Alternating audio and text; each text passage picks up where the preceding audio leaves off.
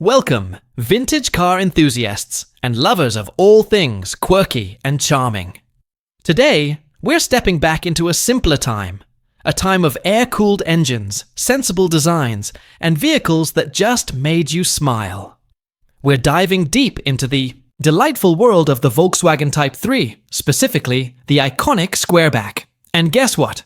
One particularly eye-catching example just hit Bring a Trailer.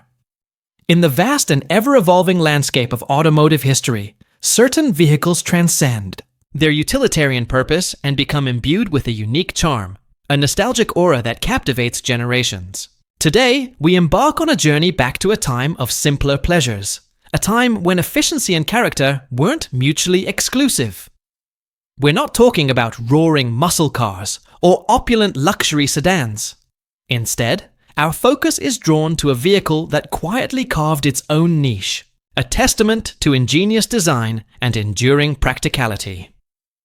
The Volkswagen Type 3 Squareback.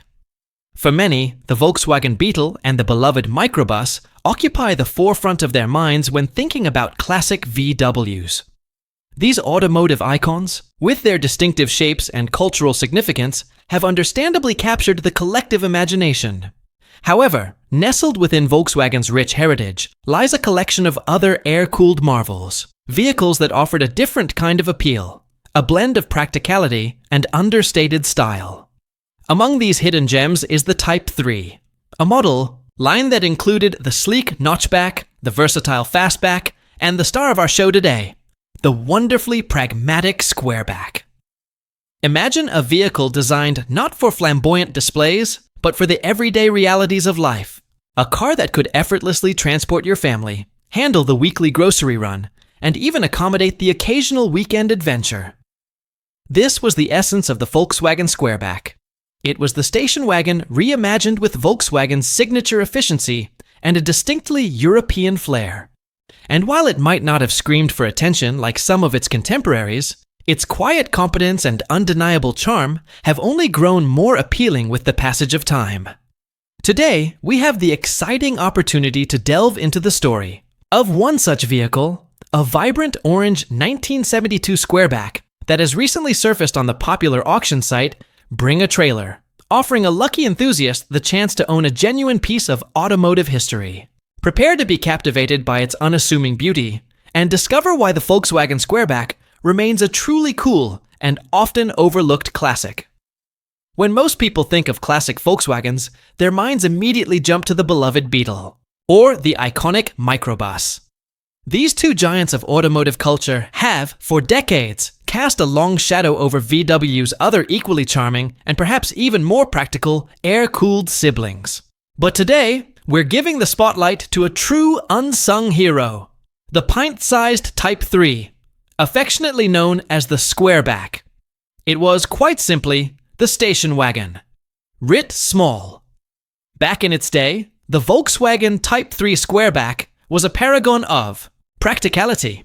It offered a sensible transportation, impressive cargo space for its size, and the legendary Volkswagen reliability without breaking the bank, either to buy or to run.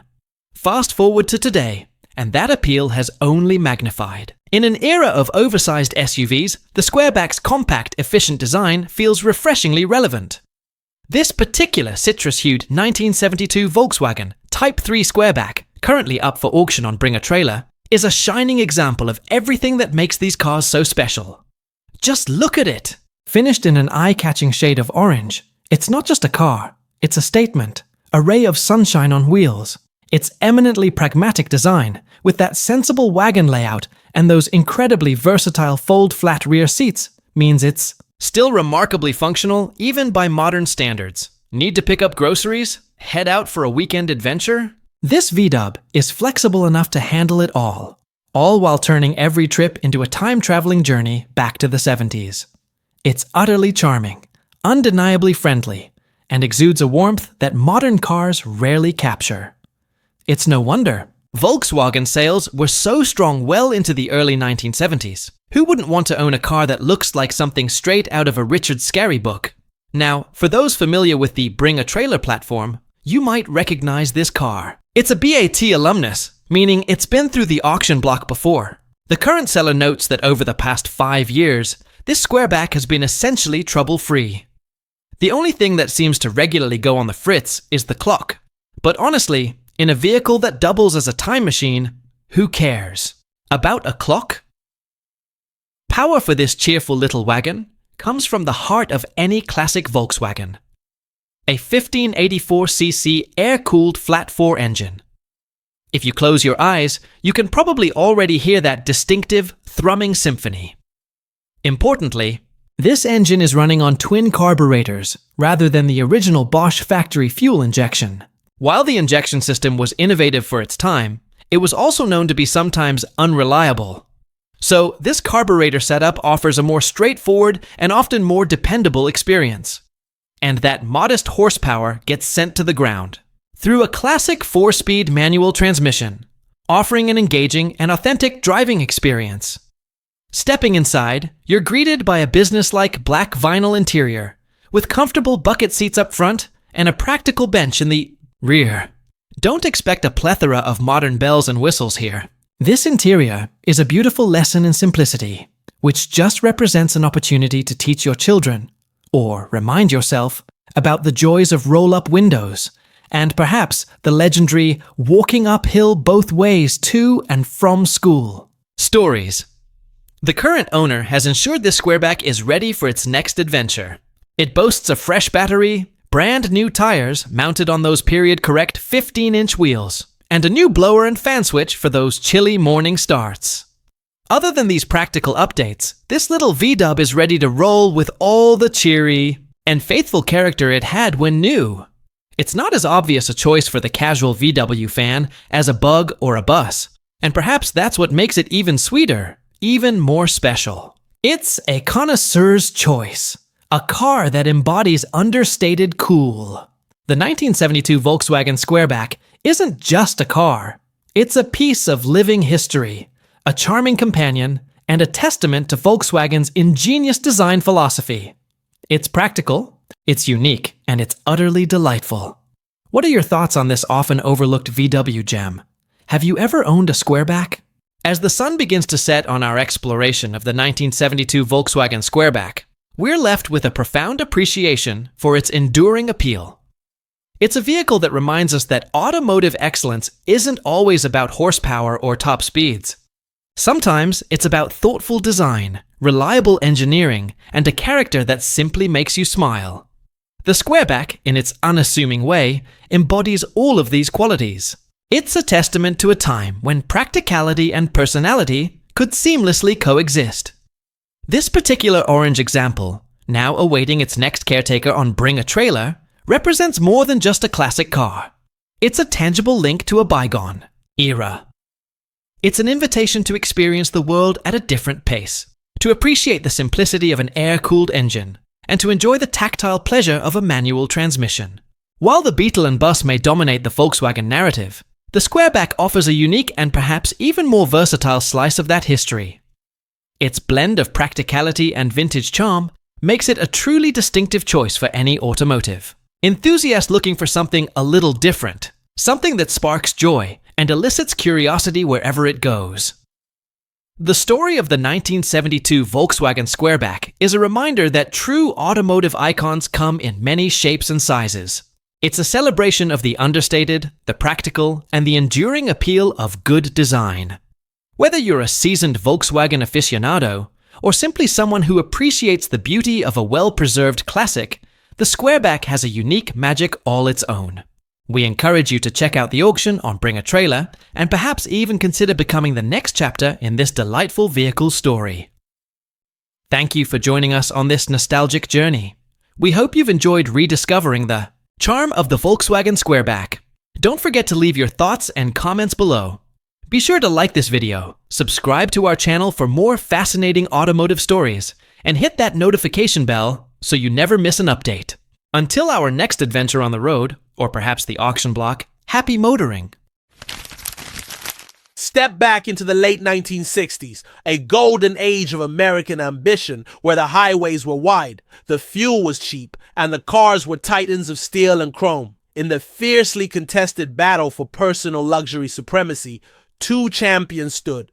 Above all others, from one corner, the Cadillac Eldorado, a vision of the future with its sharp knife-edge styling and advanced front-wheel drive technology. And from the other, the Lincoln Continental Mark III, a rolling monument to traditional opulence, channeling the grandeur of classic Rolls-Royces. The Mark III Coupe was a staggering success, but behind the scenes, a tantalizing question lingered. What if this icon of personal luxury had 4 doors? This is the story of that question, of the legendary rivalry it was born from, and of the almost mythical one-of-a-kind 4-door unicorn that proved such a dream could be made real. An empire of excess. The golden age of American luxury. To understand, a car like the 1969 Lincoln Continental Mark III, one must first transport themselves back in time. The late 1960s were the zenith of a uniquely American brand of optimism. The nation was a global economic powerhouse, fuel was cheap, and the open road was a symbol of freedom and prosperity. In the automotive world, this translated into an era of glorious, unapologetic excess. This was a time before the looming shadows of oil crises, emissions regulations, and safety bumpers would forever alter the landscape. It was the golden age of the American automobile. And nowhere was this more apparent than in the fiercely competitive personal luxury car segment. This market was a battlefield for the hearts, minds, and wallets of America's affluent buyers. It was a segment defined not by practicality, but by pure style, comfort, and statement. It was pioneered by the Ford Thunderbird and challenged by the Buick Riviera and Oldsmobile Toronado. But by the late 1960s, the war for dominance was being waged by 2 titans. General Motors' Cadillac Eldorado and Ford's Lincoln Continental Mark III.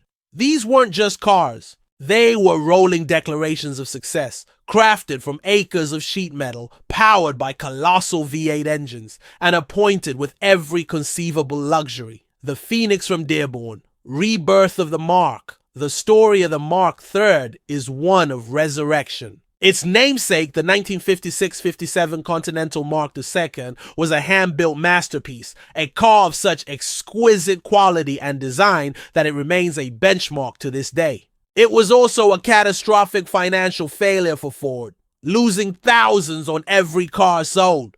The Mark nameplate lay dormant for a decade, too prestigious to abandon, but too costly to repeat. Enter Lee Iacocca, Ford's ambitious and visionary executive. Iacocca saw a path to reviving the legendary Mark name without bankrupting the company. His genius was in platform sharing. He decreed that the new Mark III would be built upon the chassis of the 4-door Ford Thunderbird. This decision provided a proven cost-effective foundation, allowing the team to focus their budget on what mattered most in the personal luxury segment, styling and features. Create a car that looked like $1 million. The Mark III was a masterpiece of proportion. It embodied the long hood, short deck design ethos, giving it a powerful, athletic stance despite its immense size. The styling was dripping with neoclassical elegance. A tall Rolls-Royce-inspired chrome grille gave it an imposing face, while the rear featured a distinctive hump on the trunk lid, a stylized homage to the external spare tires of classic cars, which quickly became known as the Mark of the Mark. Inside, it was a sanctuary of soft leather, genuine wood trim, and deep pile carpeting, designed to isolate its occupants from the outside world in near total silence. Powering this 5,000-pound beast was Ford's new 460 cubic inch 7.5-liter V8 engine, producing a formidable 365 horsepower and a mountain of torque, making the Mark III effortlessly potent. The strategy was a resounding success. The Mark III hit showrooms in 1968 as a 1969 model and became a runaway smash hit. It outsold the original Continental and the legendary Mark II combined before the calendar year was even over. And most importantly, it bested its arch rival, the Cadillac Eldorado, by a stunning 20%. Lincoln had a winner, a car that perfectly captured the zeitgeist of the era. The 4-door Enigma, a car for the deuce. With coupes flying out of showrooms, the question naturally arose within the halls of Ford. Could they have moved even more? Metal with a four-door version? While a sedan might seem antithetical to the personal luxury coupe concept, the sheer demand for the Mark III style made it a tantalizing possibility. An early design prototype based on a reskinned Thunderbird was considered but ultimately shot down. However, whispers persisted of another true Mark III four-door, a secret project rumored to have been built for the ultimate VIP, Henry Ford. Tour, known affectionately and fearfully as Hank the Deuce, the grandson of the company founder, was a man of immense power and particular tastes, known for commissioning special one-off vehicles. While little is concretely known about this car and its ultimate fate, the very existence of the rumor adds a layer of mystique to the Mark III legend. The Herman Commission, a unicorn made real. Word of a possible four-door Mark III may have leaked out from Dearborn's inner sanctum, because it reached the ears of a man with the influence and means to make such a dream a reality. Grover Herman, the powerful head of the Martin Marietta Corporation. Herman, a titan of the aerospace and construction materials industries, contacted Ford directly with an audacious request. He wanted a four-door Continental Mark III of his own. Ford, not equipped for such extensive one-off coach work, outsourced the project to the absolute best in the business, a collaboration between Chicago-based Lehman Peterson and Maloney Coachworks. These were not mere custom shops. They were world-renowned artisans responsible for building official presidential limousines and other highly specialized vehicles for heads of state and industry. The task was monumental. The team took a standard Mark III coupe and began the painstaking process of transformation. The body and frame were carefully stretched by 7.3 inches, an engineering challenge that required immense skill to execute without compromising the structural rigidity of the unibody platform. The true centerpiece of the conversion was the addition of rear-hinged suicide doors, custom fitted to integrate seamlessly with the car's flowing lines. This added over 700 pounds to the car's already substantial weight. The cost for this singular creation in 1969 was a staggering $13,325. To put that into perspective, a standard lavishly equipped Mark III coupe cost around $7,000. For the price of the Herman Commission, one could have purchased two Mark III coupes or a very comfortable suburban home. The result, however, was a masterpiece. It was a vehicle that retained the stunning style of the coupe, but added the gravitas and practicality of a four-door sedan, creating a vehicle of unparalleled presence. The current owner, Phil G.D. Schaefer, who has lovingly preserved this unique piece of history, reports that despite the extensive modifications, the body remains as tight, solid, and quiet as a factory coupe, a powerful testament to the incredible craftsmanship of the Lehman Peterson and Maloney coach builders. Kings of the Hill, an owner's perspective. To truly appreciate these cars, you have to ask the guys who own them. Mortgage broker Sandy Edelstein and automotive product specialist Scott King are collectors who own both a 1969 Continental Mark III and its rival, the Cadillac Eldorado. We both grew up around Cadillacs, and the cutting-edge style of the first-gen front-drive Eldorado really imprinted on us, they note. The Lincoln was irresistibly gorgeous, and with the ultra-rare steel top, it seemed the perfect match for our Eldorado. Their perspective highlights the core of the rivalry. The Eldorado was a technological and stylistic trailblazer. With its front-wheel drive layout and sharp crease styling, it looked like it had driven out of the future. The Continental Mark III, conversely, was a deliberate look back. It aimed to recapture the sheer opulence, imposing presence, and bank vault.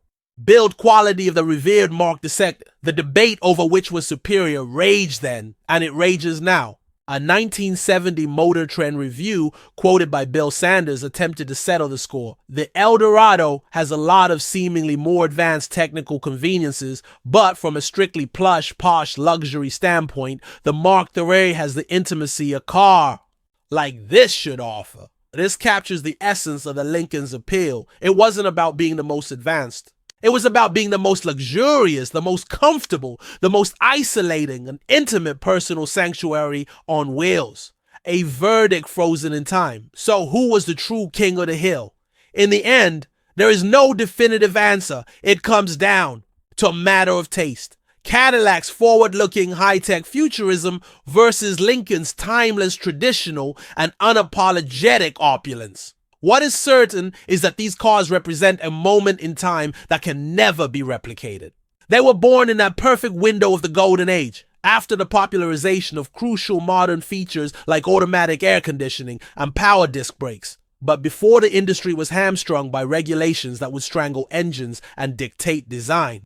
No future car, beholden to aerodynamics, crash standards, and efficiency, can ever hope to achieve the same kind of audacious style and sheer panache. They are artifacts from an empire of excess, glorious metal dinosaurs from a bygone era, and among them, the unique coach-built four-door Grover Herman Continental Mark III stands as the rarest of them all, a true unicorn from Dearborn, and a rolling testament to a time when if you were powerful enough, you could have your automotive dream made real. In the end, the debate over which car was truly king of the hill will never be settled, because the Lincoln Continental Mark III and the Cadillac Eldorado represented two fundamentally different yet equally valid philosophies of luxury.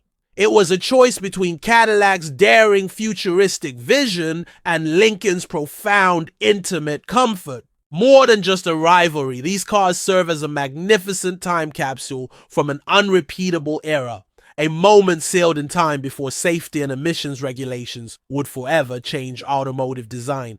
The singular coach-built four-door Mark. A third stands as the ultimate testament to that bygone age. It is more than just a rare car. It is a symbol of a time when a powerful individual could command a corporate giant to build a unique dream. A monument to the audacious spirit and artisanal craftsmanship that defined the peak of American automotive luxury.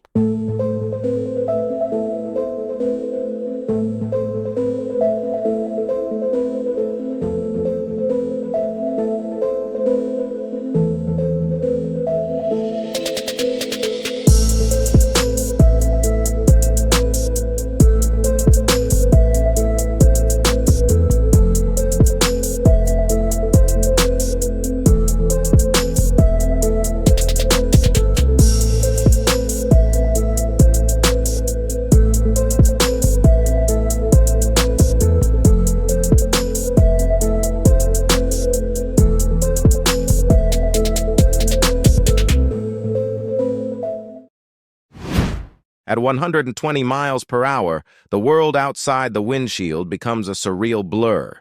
The steering wheel pulses in your grip, the turbocharged four-cylinder howls behind your head, and every bump in the road drums through the seat of your pants. And just when you think it's maxed out, you shift into fifth.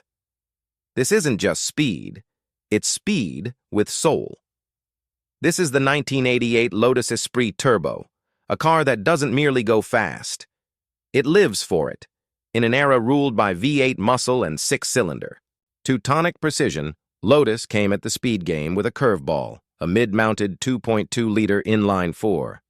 But what a four it was, armed with a Garrett T3 turbocharger, 16 valves, Bosch Cage-atronic fuel injection, and 215 horsepower, the Esprit Turbo rocketed to 60 mph in just 5.3 seconds. That may not sound shocking today, but in 1988, that made it the quickest four-cylinder car you could buy in America. And it didn't stop there.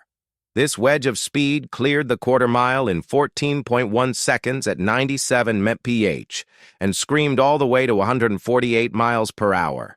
And it did all this while weighing under 3,000 pounds. For context, that's lighter than a modern Mazda MX-5 Miata horsepower-to-weight ratio. Stellar.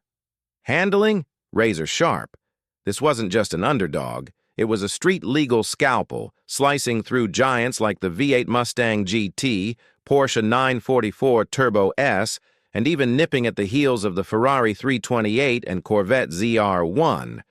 But let's step inside. Because 1988 wasn't just about performance. Lotus had been learning, adapting. They knew the Giugiaro design, iconic as it was beginning to feel dated. So they handed the scalpel over to their in-house team. The result? a sleeker, rounder, more organic esprit. Gone were the razor-sharp edges of the folded paper aesthetic. In came flowing lines, smoother bumpers, integrated side skirts, and a cleaner front fascia. Yet somehow, the Esprit's wedge-shaped sole remained untouched. It was still unmistakably Lotus, but with a bit more sex appeal. And that attention to detail continued inside. Gone was the haphazard British switchgear and awkward ergonomics. In its place, rake-adjustable Connolly leather, seats, a new dashboard layout, and a leather-wrapped steering wheel. Sure, the footwells were still narrow, the columns still blocked the tachometer for taller drivers, and the climate control system looked like it belonged in an 80s boombox, but this was a significant leap forward. This was Lotus attempting luxury. And for a small British company obsessed with lap times, that was a big deal. But all of that fades the moment you fire it up and take it for a drive, because this car doesn't want to be admired in a showroom. It doesn't want to be babied in a garage. The 1988 Esprit Turbo was born to move. Above 4,000 RPM, the engine starts to sing.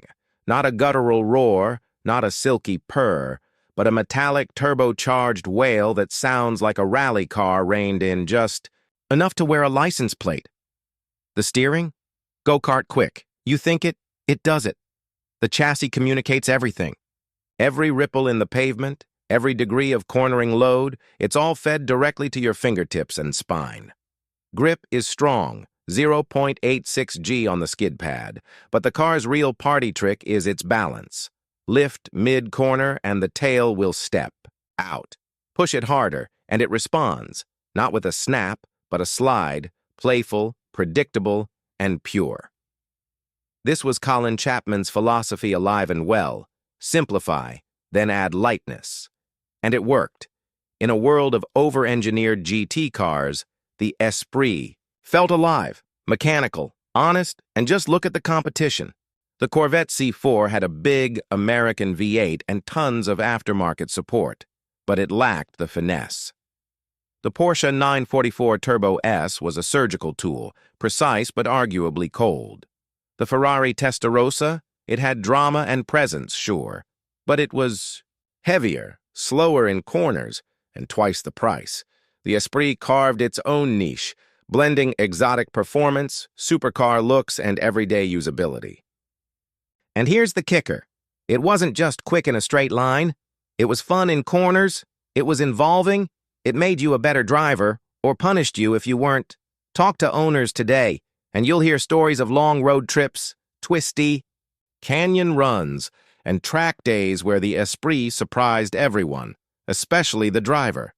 It's the kind of car that turns every errand into a mission, every stretch of road into a memory. But it wasn't cheap. In 1988, a Lotus Esprit Turbo cost $64,000. That's equivalent to over $160,000 in today's money. A Corvette C4? About half that. A Porsche 944 Turbo S?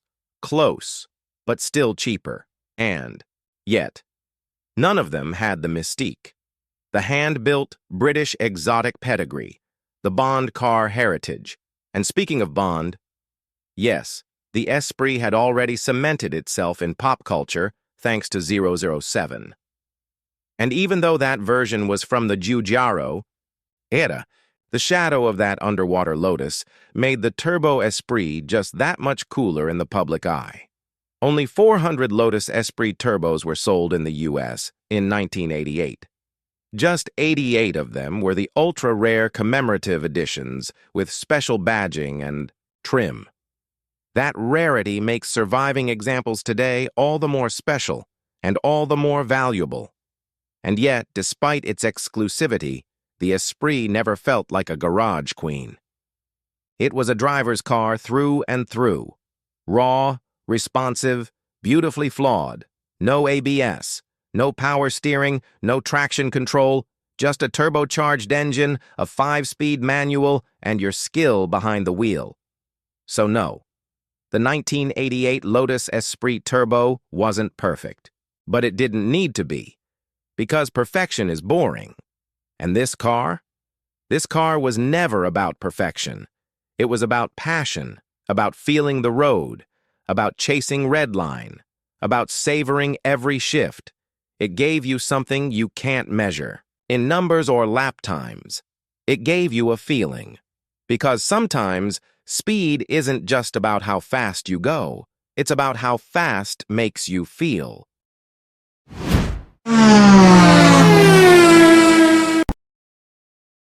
The endearing charm of the 1972 Volkswagen Squareback. While the iconic silhouettes of the Volkswagen Beetle and microbus rightfully hold their place in automotive history, they often overshadow other equally compelling air-cooled siblings from the VW family. For many buyers of the era, the allure of a Volkswagen wasn't just about quirky aesthetics or bohemian adventures.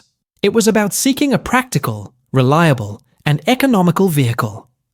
This pursuit often led them to the understated brilliance of the Type 3 line, particularly the compact and remarkably versatile Squareback.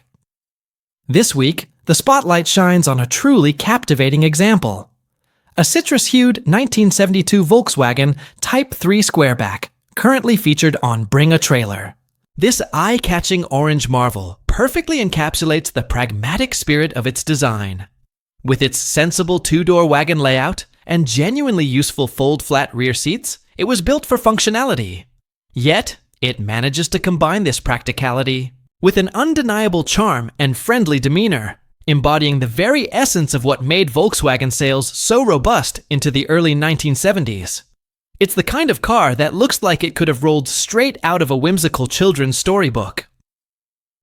This particular Squareback is no stranger to the BAT platform, being a BAT alumnus. The current owner attests to its steadfast reliability over the past half-decade, noting it has been largely trouble-free. The only minor quirk? The clock occasionally takes a sabbatical. But for a vehicle that feels so much like a delightful time machine, a capricious clock hardly registers as a significant concern. Underneath its distinctive lines lies the familiar thrum of a 1584cc air-cooled flat-4 engine. While some Type 3s featured Bosch fuel injection, this example runs on a more straightforward and often more dependable twin carburetor setup. Power, modest but capable, is channeled to the rear wheels via an engaging 4-speed manual transmission, promising an authentic, tactile driving experience. The interior maintains a business-like simplicity, featuring black vinyl bucket seats up front and a complimentary bench in the rear. Modern luxuries are minimal, serving as a charming reminder of simpler times. A perfect opportunity to introduce a new generation to the concept of roll-up windows and analog driving. Recent maintenance includes a fresh battery, new tires, mounted on the classic 15-inch wheels, and a new blower and fan switch for comfort on cooler mornings. Beyond these sensible updates, this little VW is poised and ready to deliver the same cheerful and faithful character it possessed when it first left the factory.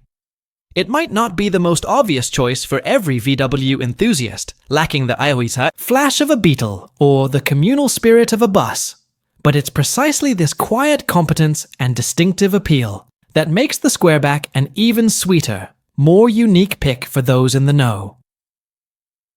The unsung hero, why the 1972 VW Squareback, is a hidden gem. So good day, fellow gearheads and connoisseurs of classic cool. Step back with us, if you will, to an era defined by ingenuity, practicality, and an undeniable sense of charm. We're embarking on a journey not to explore the flashiest muscle cars or the grandest luxury cruisers, but to uncover the quiet brilliance of a true automotive sleeper. When the name Volkswagen is uttered, certain images immediately spring. To mind, the iconic rounded silhouette of the Beetle, a symbol of freedom and simplicity, or the adventurous go-anywhere spirit of the microbus. These cultural giants rightfully dominate the narrative of VW's golden age. Yet, in their colossal shadow, there existed a fascinating family of vehicles that quietly delivered on Volkswagen's core promise: reliable, efficient, and affordable transportation. These were the Type 3s. For countless families and individuals, in the mid-20th century, choosing a Volkswagen wasn't about making a fashion statement. It was about making a smart choice. They sought a vehicle that was pragmatic, easy on the wallet, and unfailingly dependable. And for many, this search led them directly to the Volkswagen Squareback. This pint-sized marvel was, in essence, the station wagon ingeniously writ small. It combined the familiar air-cooled heart with a remarkably versatile and functional body. And today, we have the distinct pleasure of diving deep into one particularly stunning example that has captured the attention of the classic car world, currently featured on Bring a Trailer. A vibrant, citrus-hued 1972 Volkswagen Type 3 Squareback. It's more than just a car. It's a testament to timeless design, a dose of pure, unadulterated nostalgia, and a prime example of why the other air-cooled VWs are just as deserving of our admiration. Prepare to be charmed, intrigued, and perhaps even surprised by the enduring appeal of this often overlooked hero.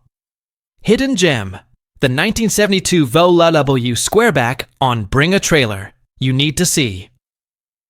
Type 3 charm. Let's begin our closer inspection with the exterior. This 1972 Squareback immediately commands attention with its eye-catching orange finish, a perfect complement to its friendly, utilitarian form. Unlike the Beetle's curves, the Squareback embraces a more angular, yet still endearing aesthetic. This wasn't about being cute. It was about maximizing interior volume while maintaining a compact footprint. And that's where the Squareback name truly earns its stripes. This two-door wagon design, with its extended roofline and large rear hatch, was a stroke of genius. The truly remarkable feature is the folding rear bench seat. When folded flat, this little VW transforms into an incredibly practical hauler, capable of swallowing far more cargo than its exterior dimensions would suggest. Imagine turning a mundane grocery run into a delightful time-traveling trip back to the 70s. This thoughtful layout is a prime example of Volkswagen's pragmatic engineering philosophy. This particular example is no stranger to the public eye, having been featured on Bring a Trailer before. The current seller, who has enjoyed this car for the past 5 years, reports that it has been remarkably trouble-free. That's a testament to the inherent durability of these air-cooled machines. The only reported quirk?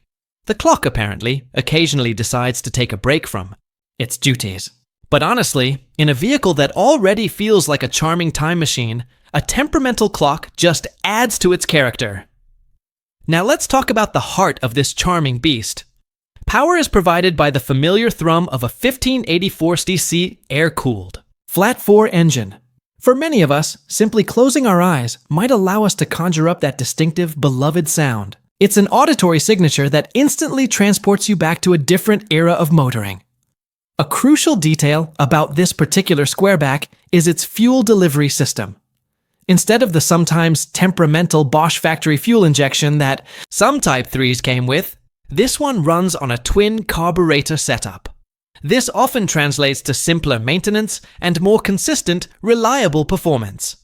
A welcome feature for a classic driver.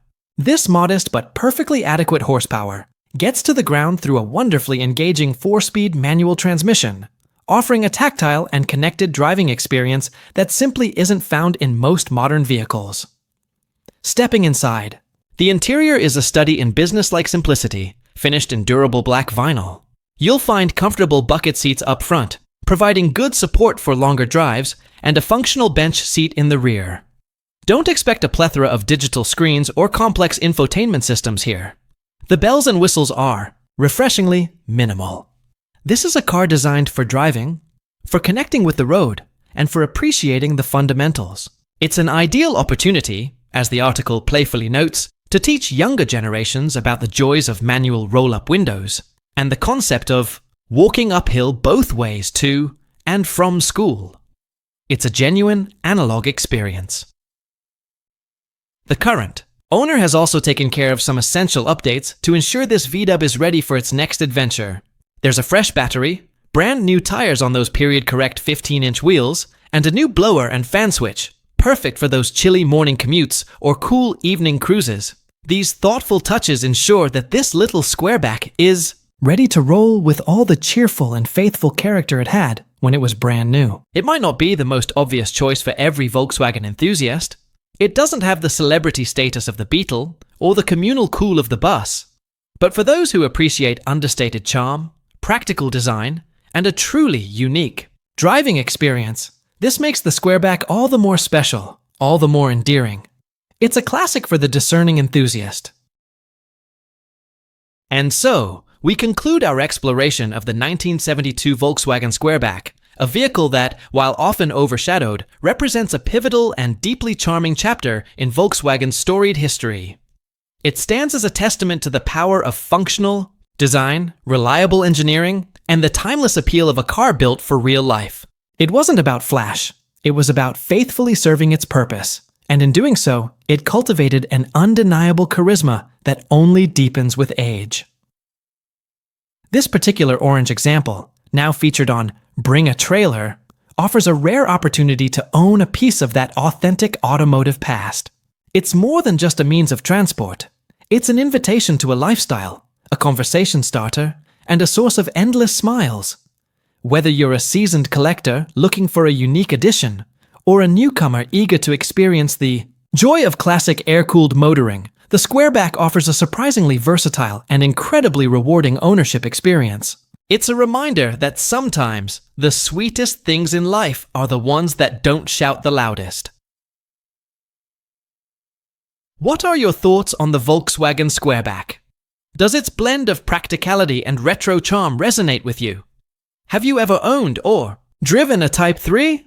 We'd love to hear your stories and opinions in the comments section below. If you enjoyed this deep dive into an unsung classic, please give this video a thumbs up, consider subscribing to our channel for more journeys into the world of vintage automobiles, and make sure to hit that notification bell so you don't miss our next adventure. Thank you for watching, and as always, happy motoring, wherever your road takes you. Welcome, car enthusiasts, to a journey back in time, to an era where automotive artistry met audacious design. Today, we're diving deep into the fascinating story of a car that defies convention, a true one-of-a-kind creation that rarely sees the light of day outside of private collections. Get ready to feast your eyes on the 1999 Cadillac Eldorado show car, affectionately known as the Eldorado. Concept cars and show vehicles are usually destined for a life behind ropes, never truly reaching the hands of the public. But today, we're talking about an exception, a car that's not just a piece of automotive history, but one that recently found its way onto the highly sought-after platform, Bring a Trailer, making it a tangible dream for one lucky collector. This isn't just any custom car. This creamsicle orange Cadillac Eldorado was a cost-no-object commission by General Motors itself. Think about that for a moment. GM, the automotive giant, poured resources into creating this wild machine, not as a preview of a future production model, but as a bold statement, a celebration of Southern California's iconic custom car culture. Continue showing detailed shots of the Eldorado's exterior. Focus on the chopped roofline, raked windows, shaved trim, extended rear wheel skirts, and custom 18-inch wheels. Maybe a split screen showing a stock 1999 Eldorado alongside the Eldorado for comparison.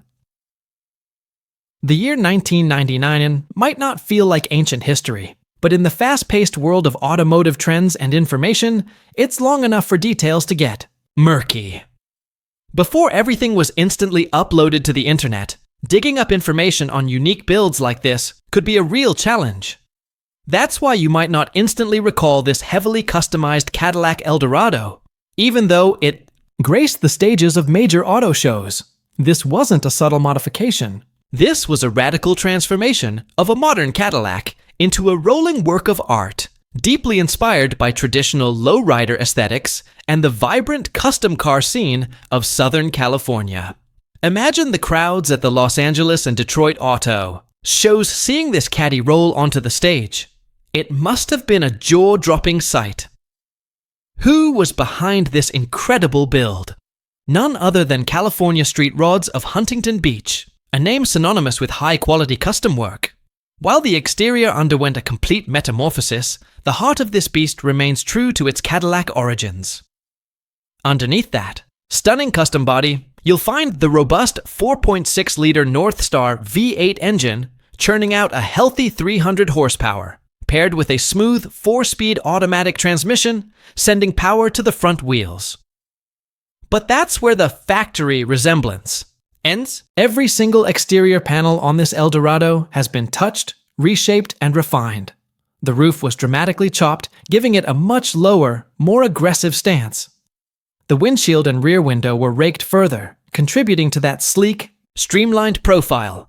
And in true custom fashion, all the extraneous trim was meticulously shaved off, creating an incredibly clean and purposeful look. The result: an Eldorado that sits a full 4 inches lower than a stock touring coupe. And those extended rear wheel skirts?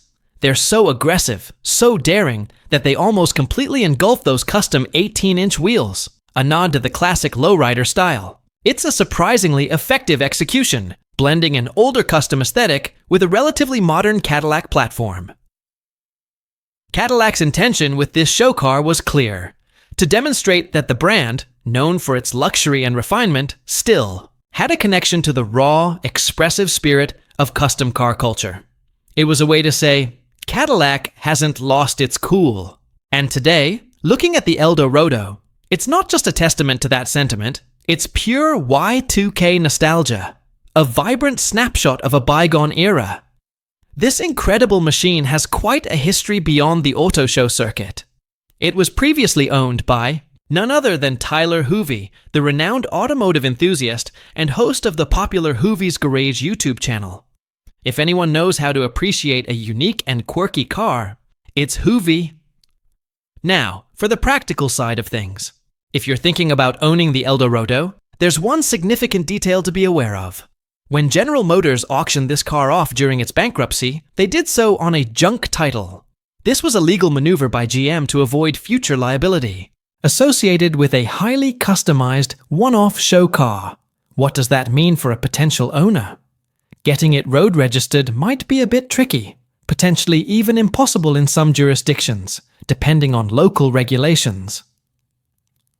But let's be honest, a car like the Eldorado isn't really about daily driving. It's about presence. It's about turning heads. It's about being the absolute star of any car show it attends. Even if you have to trailer it there, this Cadillac Eldorado will undoubtedly be the centerpiece, drawing crowds and sparking conversations wherever it goes.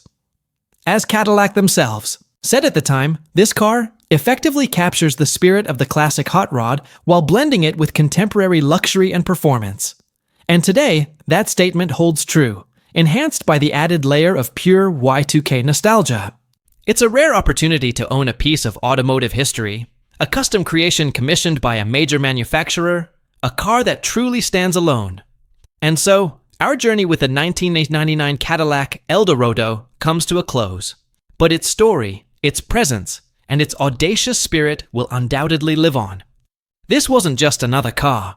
It was a bold statement from General Motors, a vibrant testament to the power of custom car culture, and a design experiment that dared to challenge conventions. In a world where concept cars often hint at the future, the Eldorado looked squarely at the past, embracing the artistry of Southern California's lowrider and hot rod scene. California street rods transformed a luxury coupe into a rolling sculpture, proving that even a modern Cadillac could be reimagined with a wild, custom soul. From its chopped roof to those incredibly aggressive wheel skirts, every inch screams individuality.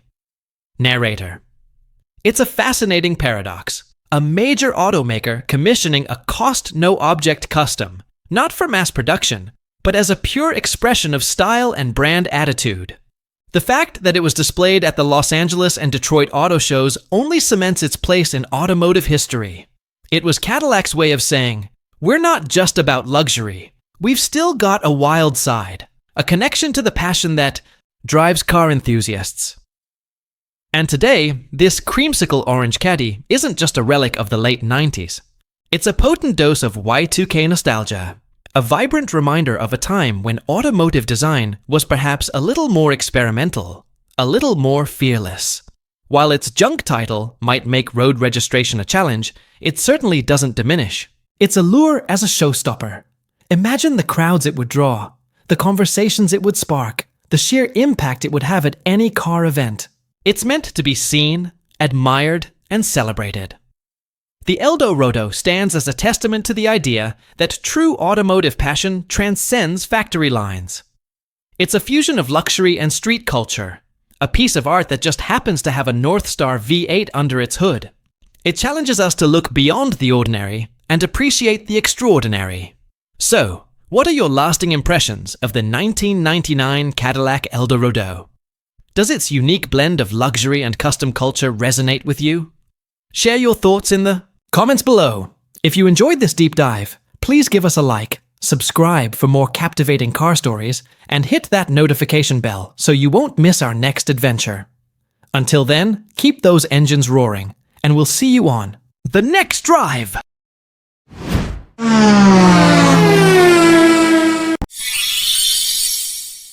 Welcome, automotive aficionados, horsepower fanatics, and true connoisseurs of raw, unadulterated American power.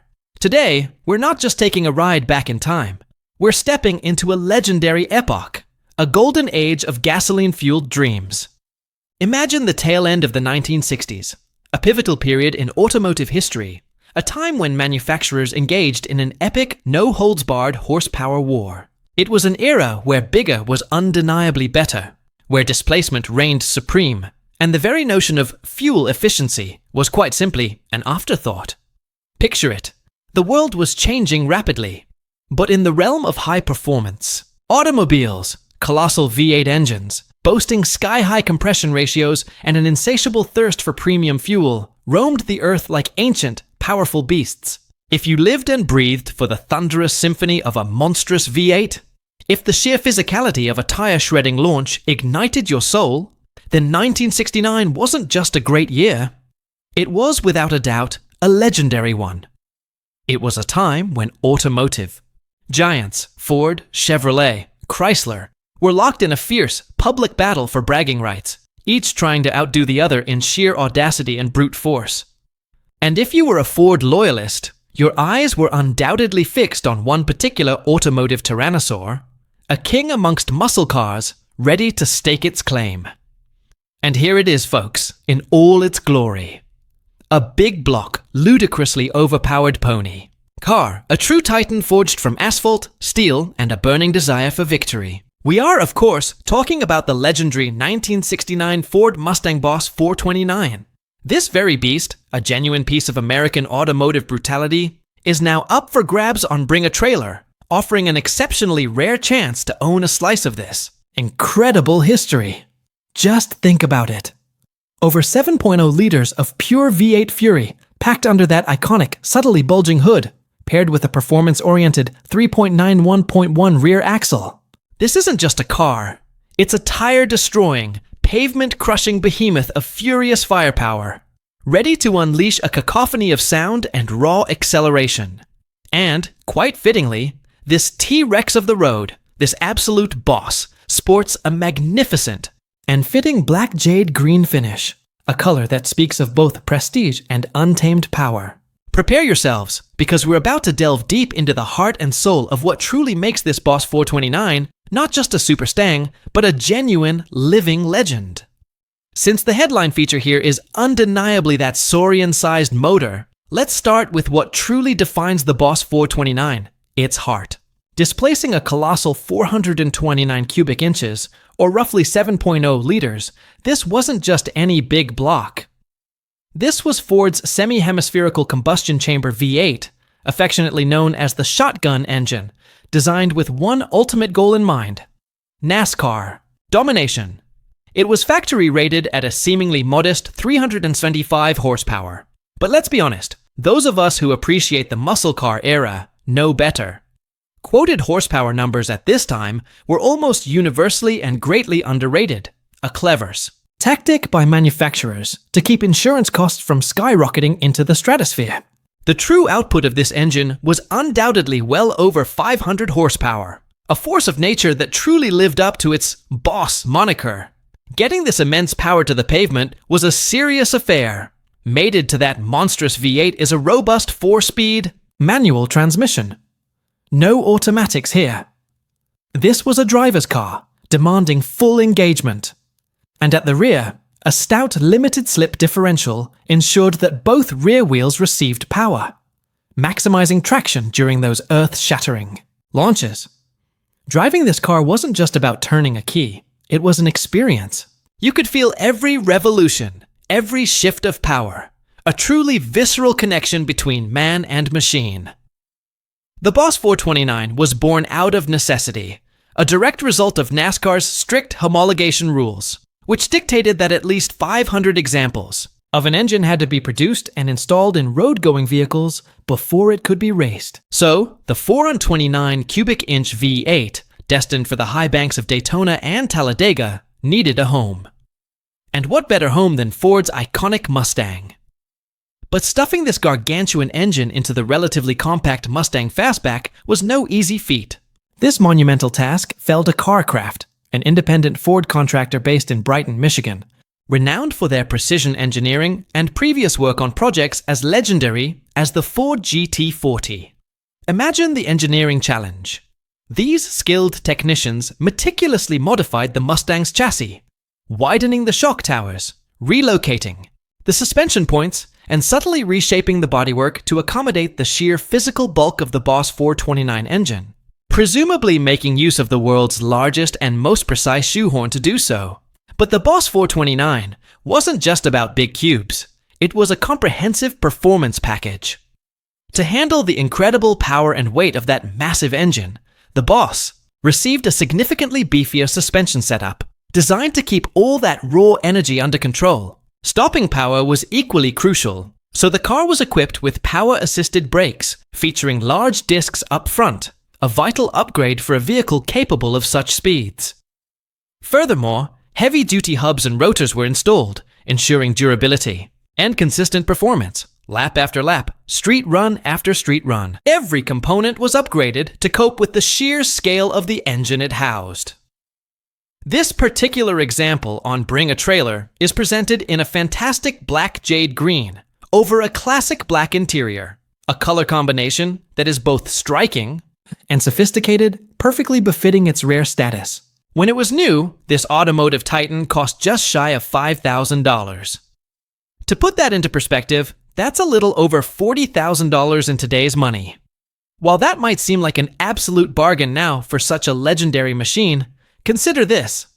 It was basically double the price of your standard Mustang in 1969. This was a true premium vehicle, purchased by those who demanded the absolute pinnacle of Ford performance. The rarity of the Boss 429 only adds to its mystique and desirability.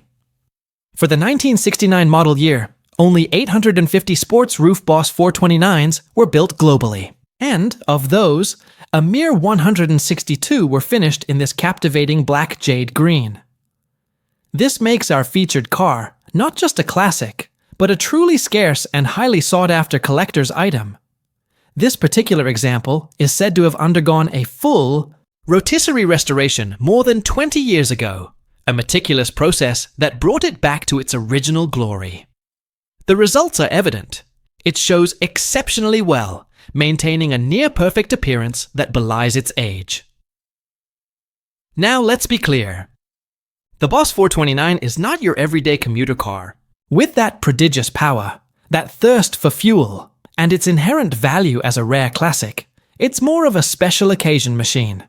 A weekend warrior, a showstopper, a rolling piece of art and engineering marvel meant to be admired and experienced in carefully chosen moments. But even with its raw, untamed nature, it is thankfully at least easier to live with than an actual tyrannosaur. After all, we've all seen Jurassic Park and the chaos that can ensue. This Boss 429 represents a truly unique opportunity to own a piece of Ford's racing heritage and a genuine icon of the golden age of muscle cars. And so, our exhilarating journey through the legacy of the 1969 Ford Mustang Boss 429 comes to a close. This car is far more than just a collection of parts. It's a living, breathing testament to an era of unbridled automotive ambition, where engineers pushed boundaries and designers sculpted aggression.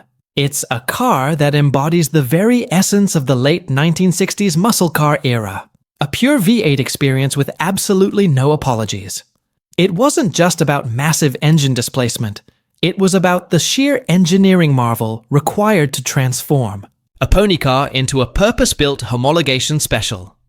The collaboration with Carcraft, the beefed-up chassis, the power-assisted disc brakes, every detail speaks to a commitment to performance and a dedication to dominating the track. Rare, powerful, and undeniably cool, the Boss 429 stands as a towering icon in Mustang history, a true unicorn for collectors and enthusiasts alike.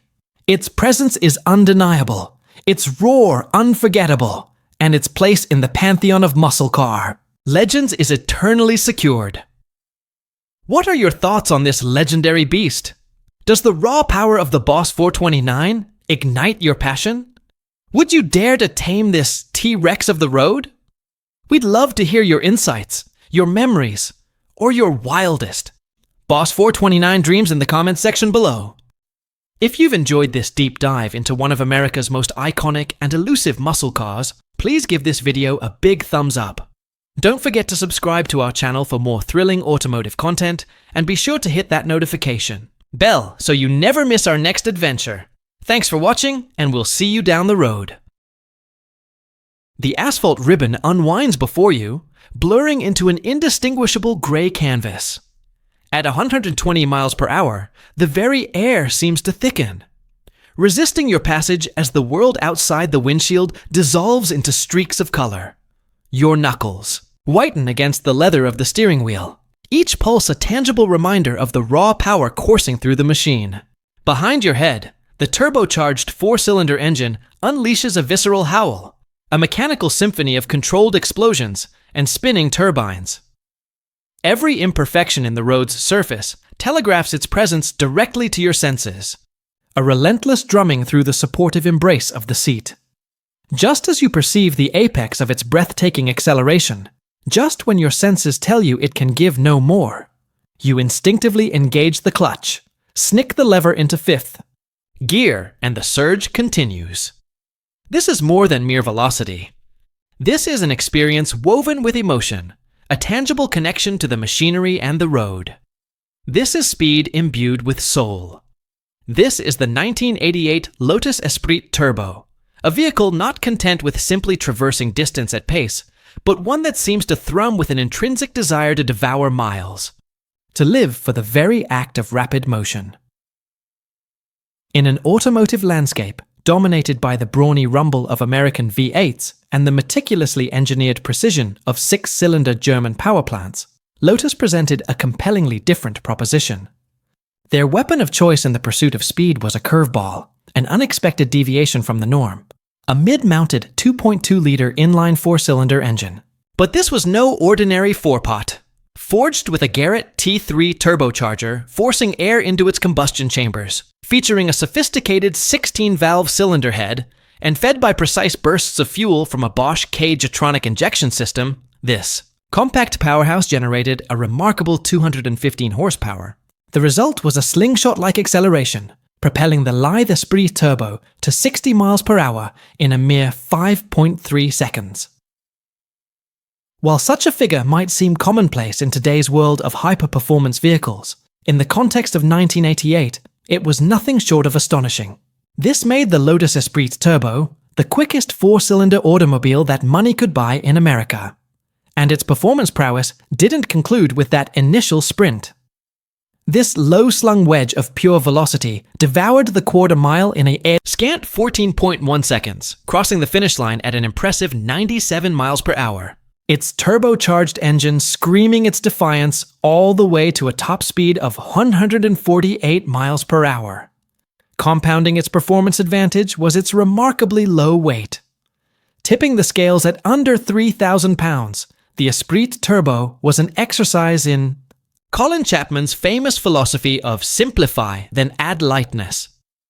To provide a contemporary perspective, this iconic sports car weighed less than a modern Mazda MX-5 Miata, a vehicle renowned for its agility and lightweight construction. The equation was simple, and the result was exhilarating. A stellar horsepower-to-weight ratio endowed the Esprit with blistering acceleration, while its meticulously engineered chassis provided handling that could only be described as razor sharp. This wasn't merely an underdog contender. It was a street-legal scalpel, capable of surgically dissecting the performance credentials of far more conventionally powered rivals. It confidently outmaneuvered the V8-powered Ford Mustang GT, held its own against the sophisticated Porsche 944 Turbo S, and even dared to nip at the heels of legendary supercars like the Ferrari 328 and the formidable Chevrolet Corvette ZR1. But the essence of the 1988 Lotus Esprit Turbo extended beyond the cold, hard numbers of performance.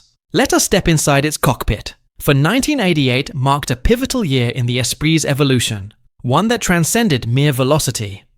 Lotus, a company deeply rooted in the pursuit of ultimate lap times, had been diligently learning and adapting. They recognized that the original Giugiaro-designed aesthetic, undeniably iconic and groundbreaking in its time, was beginning to show its age, its sharp folded lines hinting at a bygone era. Thus, the responsibility of refining this legend was entrusted to their in-house design team. The outcome was a revelation, a sleeker, more curvaceous, and altogether more organic iteration of the Esprit. Gone were the distinctive razor-sharp edges and the overtly geometric folded paper aesthetic that had defined its predecessors. In C, their place emerged flowing lines that caressed the car's silhouette, smoother integrated bumpers that softened its visage, cohesive integrated side skirts that enhanced its grounded stance, and a cleaner, more contemporary front fascia. Yet, despite these significant stylistic revisions, the fundamental wedge-shaped soul of the Esprit remained resolutely untouched. It was still instantly recognizable as a Lotus, but now imbued with a newfound sense of visual sophistication and a palpable increase in sex appeal. This meticulous attention to detail wasn't confined to the exterior. It permeated the interior as well. The traditionally haphazard British switchgear and the often awkward ergonomics of previous Lotus models were consigned to history. In their stead, the 1988 Esprit Turbo offered rake-adjustable Connolly leather, seats that provided both support and luxurious comfort, a redesigned dashboard layout that prioritized driver focus, and a tactile, leather-wrapped steering wheel that felt perfectly sized in the hands. While certain inherent quirks remained, the footwells were still somewhat narrow, the steering column could still obscure the tachometer for taller drivers, and the climate control system possessed the unapologetically boxy aesthetic of an 80s, the boombox. These were minor concessions in what constituted a significant leap forward in interior design and refinement for Lotus. This was Lotus venturing into the realm of perceived luxury, albeit on their own terms. For a small, fiercely independent British company, whose primary obsession revolved around shaving fractions of a second off lap times, this newfound focus on interior appointments was a noteworthy and significant development. However, all discussions of aesthetics and incremental improvements in comfort evaporate the instant you depress the clutch, turn the key, and bring the turbocharged engine to life. Because this is not a car that yearns to be admired under the sterile lights of a showroom. It does not crave a life of pampered stillness within the confines of a climate-controlled garage. The 1988 Lotus Esprit Turbo was unequivocally born to move, its very essence defined by the dynamic interaction between driver, machine, and road. Once the tachometer needle sweeps past the 4,000 RPM mark, the engine transcends mere mechanical noise and begins to truly sing.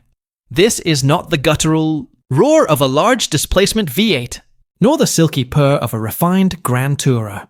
Instead, it's a unique, metallic, turbocharged wail that evokes the spirit of a rally car, albeit one civilized just enough to be granted the privilege of wearing a license plate. The steering is nothing short of go-kart quick, possessing an almost telepathic connection to the front wheels. You think an action, and the car instantaneously executes it. The chassis serves as an incredibly communicative conduit, relaying every nuance of the road surface directly to your senses. Every subtle ripple in the pavement, every minute degree of cornering load is faithfully transmitted to your fingertips and the seat of your pants. Grip levels are remarkably high, registering an impressive 0.86 G on the skid pad, but the Esprit's true party trick lies in its exquisite balance. Lift off the throttle mid-corner, and the tail will gently step out, providing a playful invitation to explore the limits of adhesion. Push it harder, and the response is not a sudden, unforgiving snap, but a smooth, controllable slide, a demonstration of handling that is at once playful, predictable, and pure. This was the enduring legacy of Colin Chapman's design philosophy. Alive and well in the 1988 Esprit Turbo, simplify the engineering, then meticulously reduce weight. And it worked brilliantly. In a world increasingly populated by over-engineered grand touring machines that often felt detached from the driving experience, the Esprit possessed an undeniable sense of aliveness. It felt mechanical, honest in its interactions, and utterly engaging. Consider its contemporaries. The Chevrolet Corvette C4 boasted a powerful American V8 and a vast aftermarket for performance enhancements, but it often lacked the delicate finesse of the Lotus. The Porsche 944 Turbo S was a paragon of Teutonic precision, a surgical instrument in its handling capabilities, but arguably somewhat cold and clinical in its feedback. The Ferrari Testarossa exuded undeniable drama and visual presence, but it was significantly heavier, demonstrably slower through corners, and commanded a price tag that was nearly double that of the Esprit. The Lotus Esprit Turbo carved its own distinct niche in this competitive landscape, artfully blending exotic supercar aesthetics, genuine high-performance capabilities, and a surprising degree of everyday usability. And here's the captivating twist. It wasn't just adept at straight-line speed. It was genuinely thrilling and rewarding in the corners. Engage in conversation with owners of these cherished machines today, and you'll invariably hear captivating stories of memorable long road trips undertaken in surprising comfort, exhilarating runs through winding canyon roads where the Esprit's agility truly shone, and even track days where this unassuming British sports car surprised seasoned veterans. And they're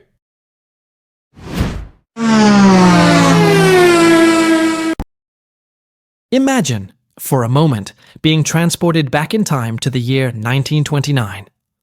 The world was on the cusp of profound change, and on the hallowed asphalt of British roads, a mechanical symphony was unfolding. The air thrummed with the raw, untamed roar of Bentley's supercharged 4.5-litre blower. This was no ordinary automobile.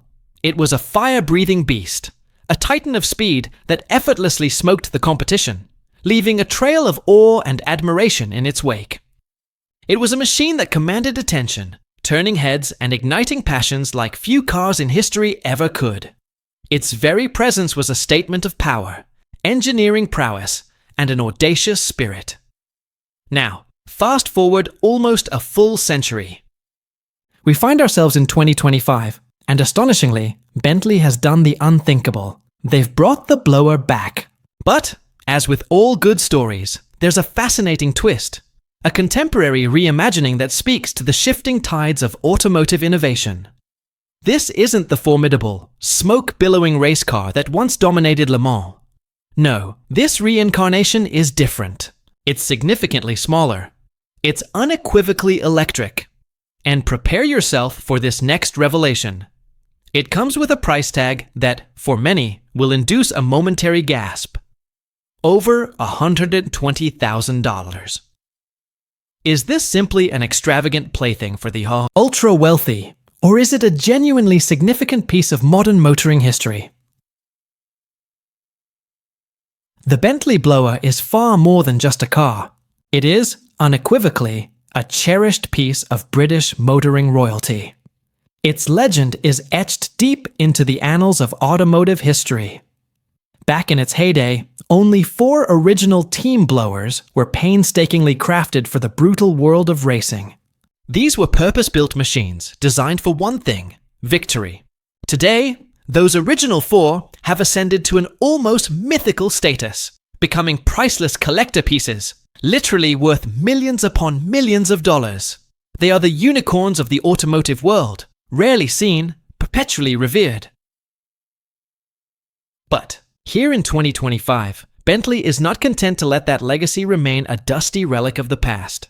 Instead, they are breathing new life into it, not through the thunderous roar of fire and pistons, but through the serene, potent hum of quiet electric torque and the silent energy of a modern battery.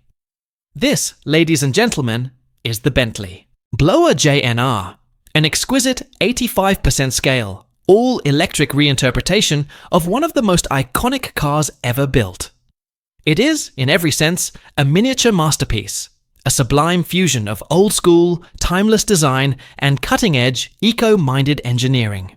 It's a testament to the idea that heritage can evolve, that tradition can embrace innovation. Now, here's where the story of the Blower JNR takes an intriguing turn, adding another layer to its unique narrative.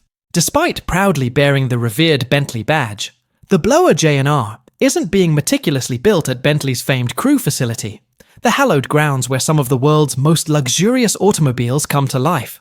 Instead, its creation is entrusted to Headley Studios, a brilliant British company previously known as the Little Car Company. And if that name sparks a flicker of recognition, it absolutely should. This is the very same esteemed team that has captivated enthusiasts with their previous mini EV masterpieces, including the exquisite Bugatti Baby 2 and the captivating Ferrari Testarossa J. These artisans specialize in a highly niche, yet incredibly lucrative, market, crafting premium, meticulously scaled-down classic cars designed not for children, but for discerning adults who, quite rightly, never truly outgrew their love for toy cars. They understand that a passion for automotive excellence transcends size, and they deliver on that promise with unparalleled quality. From the very first glance, the Blower JNR is jaw-droppingly accurate, a testament to Headley Studios' unwavering commitment to authenticity and detail. Every curve, every line, every proportion has been faithfully reproduced. The chassis itself is a painted steel frame, providing a robust foundation, while the body panels are crafted from lightweight aluminum, meticulously shaped to mirror the original. There's even a hand-formed hood, adding to the bespoke craftsmanship. Period-correct detailing is abundant, creating a true sense of stepping back in time. From the genuine leather straps that secure the hood to the vintage-styled dashboard, every element screams historical accuracy. However, beneath this beautifully rendered vintage skin, or rather, where the supercharger and engine would have, once roared, things take a decidedly futuristic turn. Here, you'll find cleverly integrated carbon fiber components, strategically used to reduce overall weight and enhance rigidity.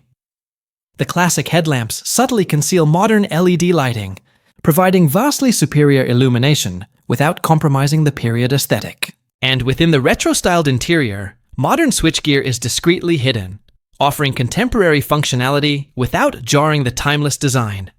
It's a masterful blend of the past and the present, where heritage meets cutting-edge technology. Alright, let's talk about the beating heart of this miniature icon, its power. The Blower JNR is fitted with a 48-volt electric drivetrain, producing a modest yet perfectly adequate 20 horsepower. Now, some might scoff, noting that this is barely more powerful than a high-end golf cart.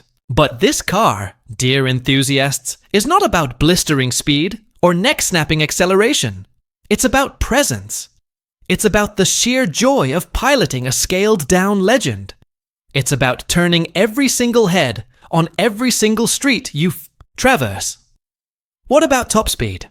In Europe and the UK, the Blower JNR can reach a maximum of 45 mm, a respectable pace for its size and intended use. However, for the American market, its top speed is electronically limited to 25 km/h. This is due to its classification as a Neighborhood Electric Vehicle, NEV, in the United States, a category designed for low-speed urban environments. Range? You can expect to travel up to 65 miles, or approximately 105 kilometers, on a full charge. While you certainly won't be embarking on any cross-country road trips in the Blower JNR, you will undoubtedly become the undisputed center of attention, on every block, in every neighborhood, and at every gathering you attend. Unlike some of Headley Studios' previous models, which were primarily confined to private estates or track days, the Blower JNR holds a significant distinction. It is actually fully road legal.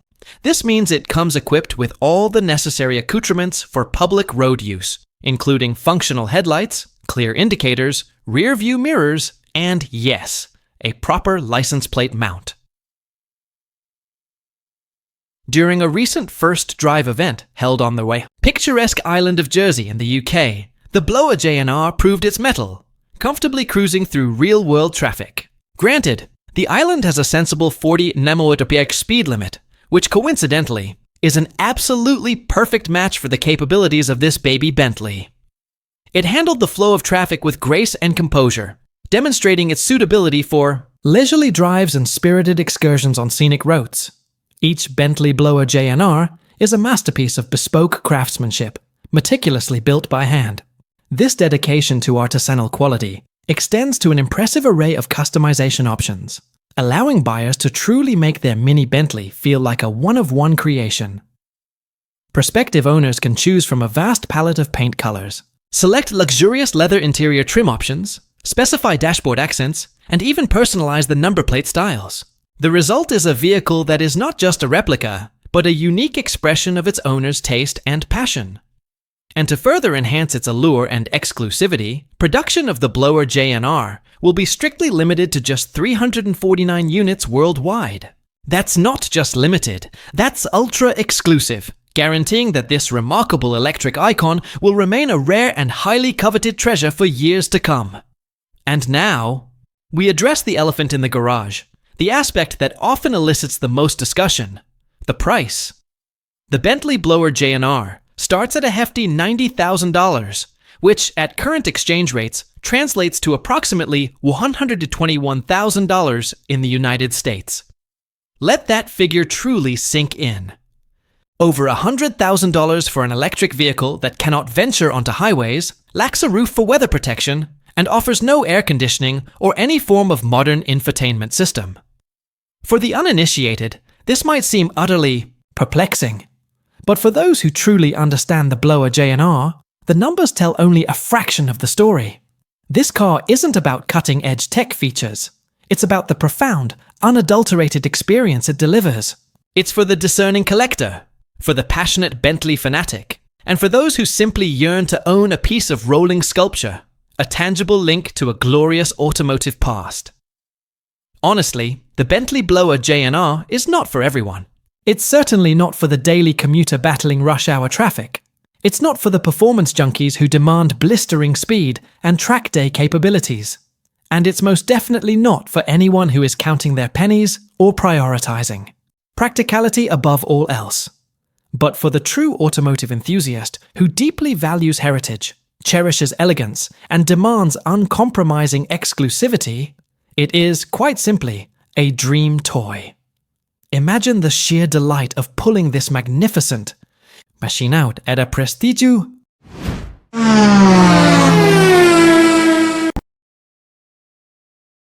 Welcome back to Bike and Car Saga, where forgotten legends and hidden gems of the automotive world come to life. Today's episode isn't about just any old Cadillac.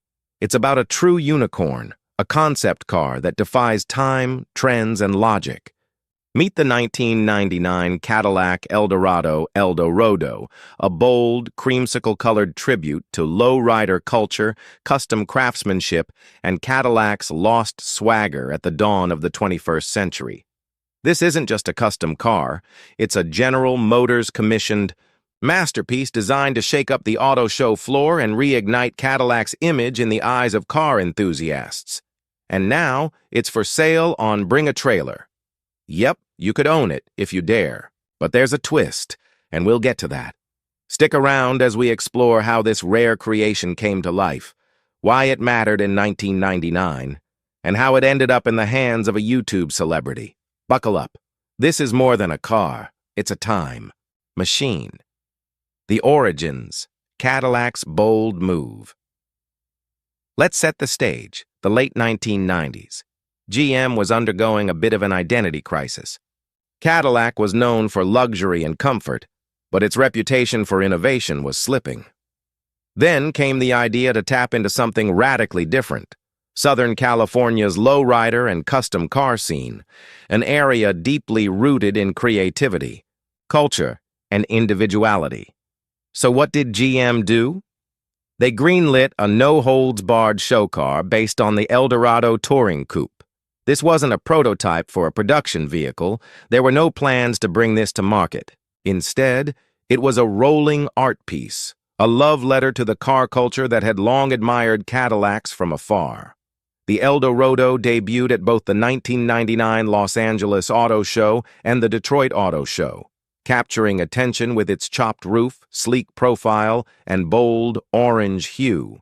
It stood out, not because it screamed performance or innovation, but because it proudly celebrated a stylistic rebellion. This was Cadillac flexing its roots, reaching back into its custom past to say, we still know how to be cool. Built by legends, California Street Rods. To bring this bold vision to life, Cadillac turned to the pros, California Street Rods, a legendary shop based in Huntington Beach. These guys weren't new to the scene. They were veterans in the world of high-end customs and hot rods, and they went to work on the Eldorado like true craftsmen. First up, a chopped roofline giving the car an aggressive slammed stance. The windshield and rear glass were raked for, a faster, sleeker appearance. All exterior trim, gone. Clean, smooth panels replaced chrome in favor of a modern, minimalist look that still whispered hot rod from every angle. Then came the extended rear fender skirts, stretched to partially cover the custom 18-inch wheels tucked deep under the arches. The body was lowered by 4 inches, making the already long Eldorado look like it was skimming the ground. But the beauty of this build wasn't just in its visuals. Every decision was deliberate. This car blends the old-school cool of the 50s and 60s with the polished design language of the late 90s. It's not retro for retro's sake. It's a reimagining. A Cadillac as seen through the lens of Southern California's car culture. Powertrain. Performance meets style. Beneath all that custom bodywork beats a familiar heart, a 4.6-liter Northstar V8, pushing out 300 horsepower and mated to a 4-speed automatic transmission. Now we know what you're thinking.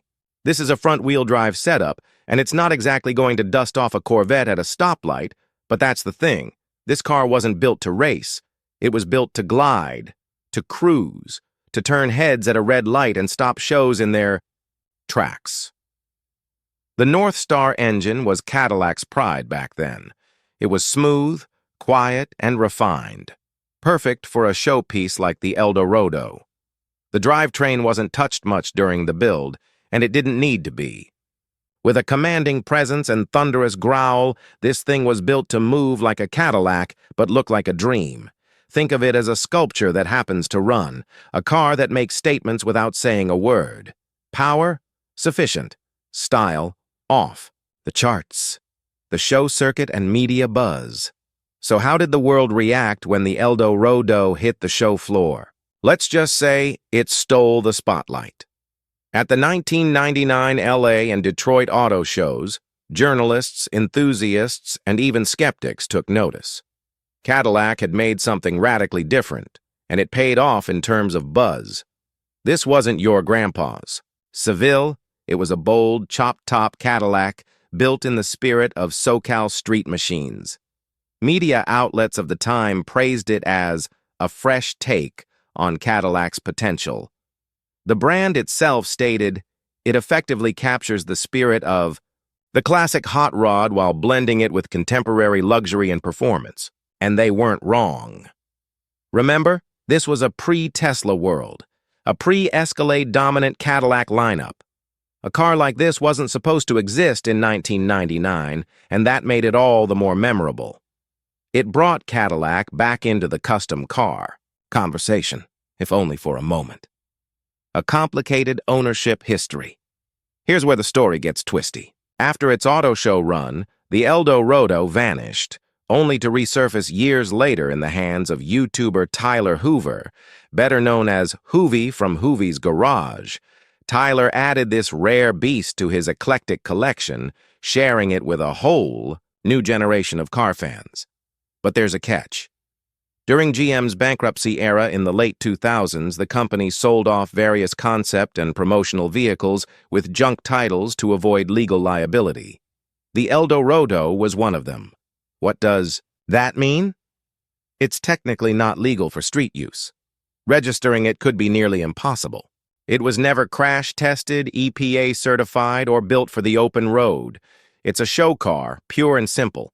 So while it may run and drive, you'll need to trailer it to events. But honestly, that just adds to its mystique.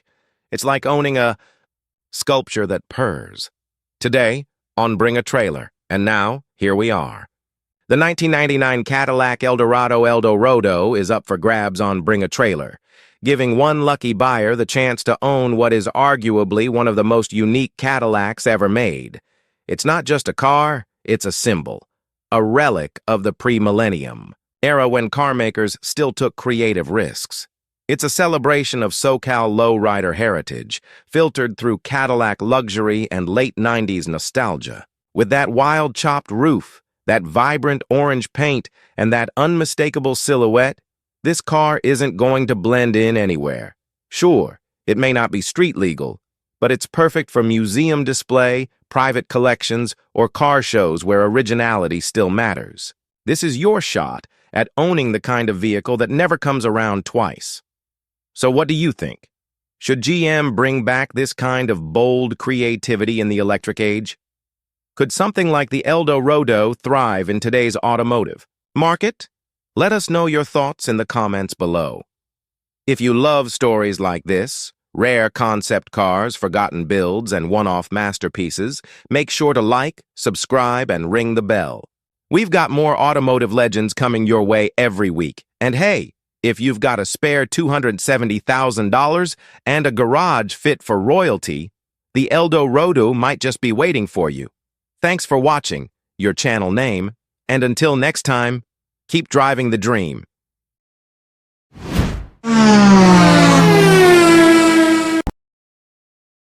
Imagine going back in time to 1929. Bentley's supercharged 4.5-liter blower was roaring down British roads, smoking the competition and turning heads like few cars in history ever could. Fast forward nearly 100 years, and Bentley has brought it back. But there's a twist. This isn't the fire-breathing beast from Le Mans. It's smaller, it's electric, and it's, brace yourself, over $120,000. Bentley's blower is more than just a car. It's a piece of British motoring, royalty. Only 4 original team blowers were made for racing back in the day, and they've become priceless collector pieces, literally worth millions. But in 2025, Bentley is breathing new life into that legacy, not through fire and pistons, but through quiet torque and a battery. This is the Bentley Blower JNR, an 85% scale, all-electric reinterpretation of one of the most iconic cars ever built. A miniature masterpiece that blends old-school design with modern, eco-minded engineering. Now here's where it gets interesting. Despite being branded by Bentley, the Blower JNR isn't being built at Bentley's famed Crewe facility. Instead, it's crafted by Headley Studios, a British company formerly known as the Little Car Company. And if that name rings a bell, it should. They're the same team behind mini EVs like the Bugatti Baby 2 and the Ferrari Testarossa J. These guys specialize in premium scaled-down classics for adults who never outgrew toy cars. From the outside, the Blower JNR is jaw-droppingly accurate. Headley used a painted steel frame, aluminum body panels, and even a hand-formed hood. There's period-correct detailing everywhere, from the leather straps to the vintage-styled dash. But under the hood, or where it would be, things get more futuristic. You'll find carbon fiber components to reduce weight, LED lighting, and modern switchgear hidden within retro styling. All right, let's talk power. The Blower JNR is fitted with a 48-volt electric drivetrain producing a modest 20 horsepower. That's barely more than a golf cart, but this isn't about speed, it's about presence. Top speed? Just 45 mph? In Europe and the UK, and limited to 25 mph in the US. That's because it's classed as a neighborhood electric vehicle, NEV in America. Range? Up to 65 miles or 105 kilometers on a full charge. Not bad for a car this size. You won't be taking it cross-country, but you will turn every head on your block. Unlike Headley's previous models, the blower JNR is actually fully road legal. That means headlights, indicators, mirrors, and yes, a license plate mount. During a recent first drive event in Jersey, UK, the car proved it could comfortably cruise through real traffic. Granted, the island has a 40-mile limit, but hey, that's perfect for this baby Bentley. Each blower JNR is built by hand and highly customizable. Buyers can choose paint colors, leather interior trim, dashboard accents, and even number plate styles to make their mini Bentley feel one of one. And only 349 units will be made worldwide. That's not just limited, that's ultra-exclusive. And now, the elephant in the garage, the price. The blower JNR starts at $90,000, which translates to about $121,000 in the US. Let that sink in. Over $100,000 for an electric vehicle that can't go on highways, doesn't have a roof, and offers no air conditioning or infotainment system. But that's not the point. This car isn't about tech. It's about the experience. It's for collectors, for Bentley fanatics, and for those who want to own a piece of rolling sculpture. Honestly, the blower JNR isn't for everyone. It's not for commuters. It's not for performance junkies. And it's definitely not for anyone counting pennies. But for the enthusiast who values heritage, elegance, and exclusivity, it's a dream toy. Imagine pulling this out at a vintage rally, a concours d'elegance, or even just down a quiet country road. The blower JNR is Bentley's past reimagined for the future, scaled down, electrified, and refined. It may only do 45 mph, but it delivers 100% charm. It's proof that not every EV has to be a tech-laden spaceship. Sometimes a little nostalgia goes a long way. Would you buy one? Or is $121,000 too steep for a slice of scaled-down history?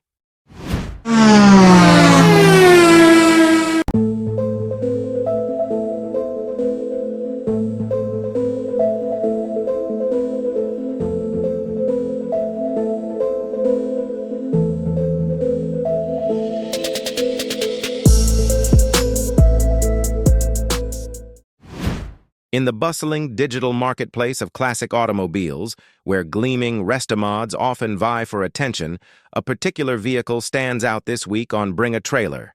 It's a 1971 Ford F-100 pickup presented in a period-perfect two-tone, green, and it offers something increasingly rare in today's automotive landscape: unpretentious authenticity.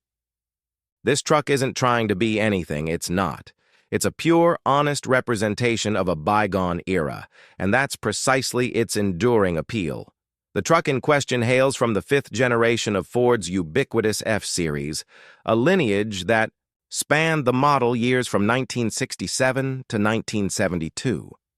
This particular period is critically important in the F-Series' storied history. It was the era when the F-Series was undeniably a real working pickup, a tool of the trade for farmers, construction, workers, and tradespeople across America. This was long before the F-Series transitioned into the multi-purpose personal transport behemoth it is today, a shift that saw it evolve from a rugged utility vehicle into America's favorite family hauler and daily driver. By the late 1970s, the Ford F-Series had already cemented its position as the best-selling truck in America. A mere couple of years later, it ascended to an even grander title, the best-selling vehicle overall in the United States. A remarkable distinction it has, proudly held for more than 4 uninterrupted decades. But to truly appreciate the 1971 F-100 on offer, we must rewind the clock to the very beginning of the 1970s, to a time when the F-Series was simply a truck, albeit a charming and undeniably robust one. This specific example, a 1971 F-100, Sport Custom, feels like a genuine time capsule, meticulously preserved and proudly displayed on Bring a Trailer, a platform that, like car and driver, is part of Hearst Autos. Its design is quintessentially 1970s American, with a square-jawed, handsome profile that exudes strength and simplicity. One could easily envision this truck taking on a prominent role in a contemporary Western drama, perhaps even stepping in for a certain recently departed Yellowstone lead. The visual appeal is undeniable thanks to its striking boxwood green over seafoam green two-tone paint scheme. This color combination is not just period correct. It's evocative, conjuring images of open fields, dusty back roads, and a simpler way of life. The truck's stance is further enhanced by its original steel wheels adorned with classic hubcaps. Crucially, the seller deserves immense extra points for resisting the ubiquitous modern trend of resto-modding. There's no exaggerated lift kit, no oversized aggressive wheels, and no low-profile tires here. This F100 has been spared the contemporary modifications that, while popular, often strip away the original character of these classic vehicles. It looks precisely as it would have in 1971, a beautiful example of automotive preservation. Adding another layer of character to this vintage Ford is its origin story. This good old truck was sold new in Oregon City, Oregon. For those familiar with American history, Oregon City holds a special place. Situated just south of Portland, it famously marks the end of the legendary Oregon Trail. The town is steeped in the legacy of early American settlers, whose ancestors successfully navigated the perilous journey, bravely dodging everything from dysentery to difficult terrain, ultimately finding new lives in forestry and farming. It's a charming thought to imagine this robust F100 rolling through a town so intrinsically linked to the spirit of pioneering and hard work. While a 1971 F100 would undoubtedly have provided a vastly more comfortable ride down the Oregon Trail than, say, a cumbersome Conestoga wagon, it's important to acknowledge its inherent simplicity by today's standards. The Sport Custom trim, while a mid-tier offering, was still focused on practicality. The interior features a durable rubber floor, covering, designed for easy cleaning after a long day's work, and a simple yet comfortable bench seat, ideal for 3 abreast or simply stretching out. Modern luxuries are limited to the essentials for the era: a 3-speed automatic, transmission for ease of driving, power steering to tame the larger tires, and power brakes for confident stopping. The single concession to entertainment is an aftermarket cassette player, a perfect excuse to hunt down some classic Conway Twitty tapes to complete the authentic experience. Beneath the imposing hood of this F100 resides a robust 360 cubic inch V8 engine. This power plant was a staple of Ford's truck lineup during this period, known for its ample torque and dependable performance, perfectly suited for hauling and towing.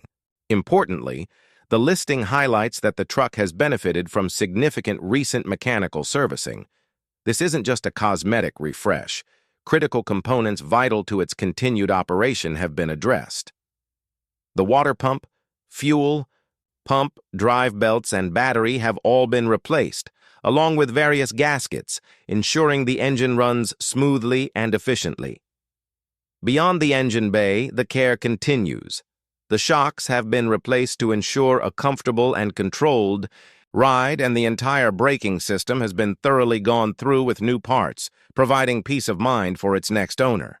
The sum of this diligent maintenance suggests that this F100 is not just a showpiece, but a truck that should drive as honest and reliable as it looks. At 54 years old, this venerable F100 has certainly earned the right to a quiet retirement, perhaps as a treasured collector's item or a weekend cruiser. However, its practicality hasn't been entirely abandoned. The presence of a spray-in bed liner indicates that it's still ready and willing to earn its keep. This F100 isn't just about nostalgia. It's still a capable vehicle that could easily assist around the house, hauling mulch for garden projects or transporting supplies for weekend DIY endeavors. In a world increasingly dominated by complex, tech-laden vehicles, the enduring appeal of this 1971 Ford F-100 lies in its simplicity, its rugged honesty, and its genuine connection to a golden age of American trucking. It's more than just a pickup. It's a tangible piece of automotive history, a charming reminder of when trucks were built for work and built to last. For collectors, enthusiasts, or anyone who appreciates unadulterated vintage charm, this Bring a Trailer offering is a truly special pick.